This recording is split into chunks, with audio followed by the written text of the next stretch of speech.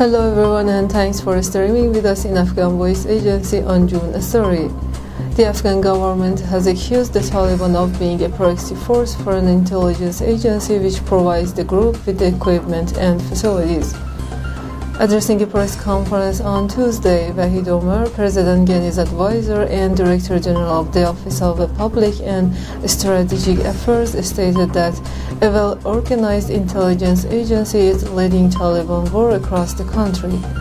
Omar, however, did not elaborate on the agency. The Taliban has also rejected the claims. His remarks come a day after Pakistan's Interior Minister Sheikh Rashid Ahmed admitted that the families of Taliban live in his country, including in areas around the capital Islamabad, and that members of the insurgent group receive medical treatment in local hospitals. The senior U.S. military commander in Afghanistan said that the security situation continues to decline in Afghanistan as the U.S. troops are near completion of their departure from the country, and the Afghan forces are increasingly facing the Taliban alone. However, Miller's mission now is to get all the U.S. troops out safely. He'll help the Afghans when he can, but with each passing day there is less he can do. These days, when Afghanistan's defense minister requests U.S. military assistance more often than not, the answer is no, he said. Top leaders of the Palestinian and Lebanese resistance movement have exchanged views on the latest Palestinian military gains against Israel and ways to achieve ultimate victory against the occupying regime. Accompanied by a delegation, Ismail Haniyeh, the visiting head of Hamas Politburo, met with Hezbollah Secretary General Syed Hassan Nasrallah on Tuesday for talks on the latest developments related to resistance campaign against the Israeli enemy in the region. Lebanon's Al-Manar television network reported on its website.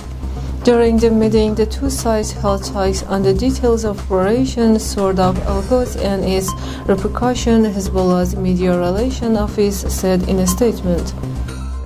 Germany has completed its troop pullout from Afghanistan started in May, the defense minister announced Tuesday, as the U.S. aims to complete its withdrawal by September 11th. After nearly 20 years of deployment, the last soldier of the Bundeswehr has left Afghanistan this evening, said German Defense Minister Annegret Kramp-Karrenbauer in a statement. They are on the way back. A historic chapter comes to an end, an intensive deployment that challenged and shaped the Bundeswehr, in which the Bundeswehr proved itself in combat, she added. On Twitter, the minister offered her thanks to all the 150,000 men and women who have served there since 2001, saying they could be proud of their service. Islamic Radio's TV's union censures U.S. media crackdown.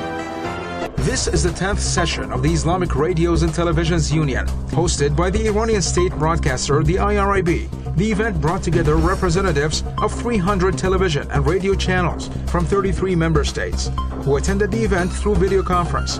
This year, the session was held with the motto of media justice and freedom of speech.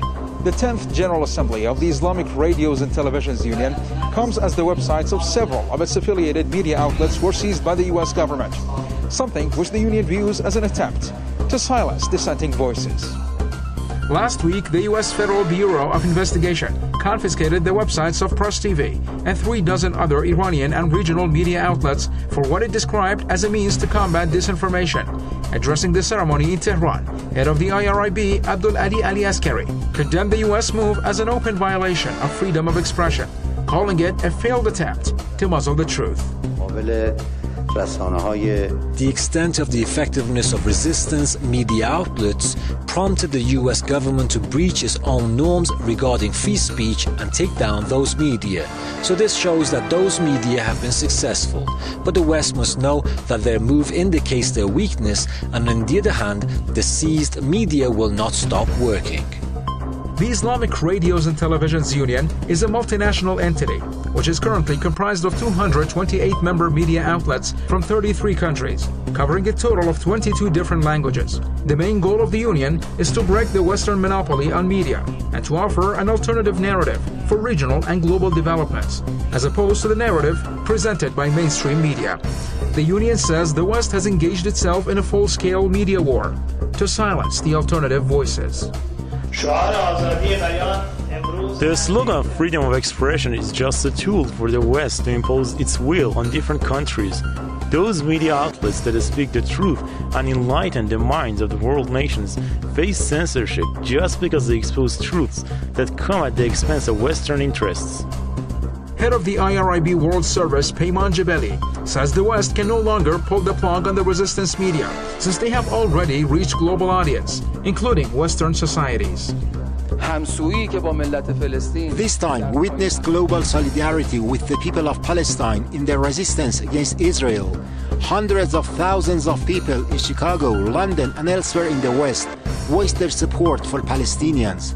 Does the US think it can prevent the voices of Palestine resistance from reaching America by blocking our media outlets?